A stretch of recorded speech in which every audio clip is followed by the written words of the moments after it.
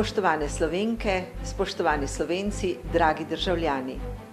Vabim vas, da se v nedeljo udeležite volitev.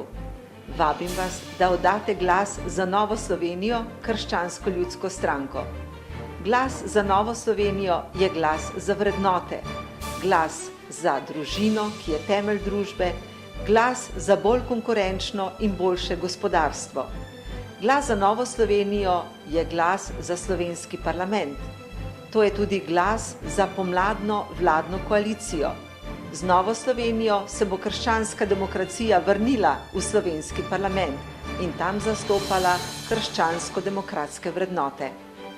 Vabim vas, da oddate glas za Novo Slovenijo, kajti Nova Slovenija želi vrniti upanje Sloveniji.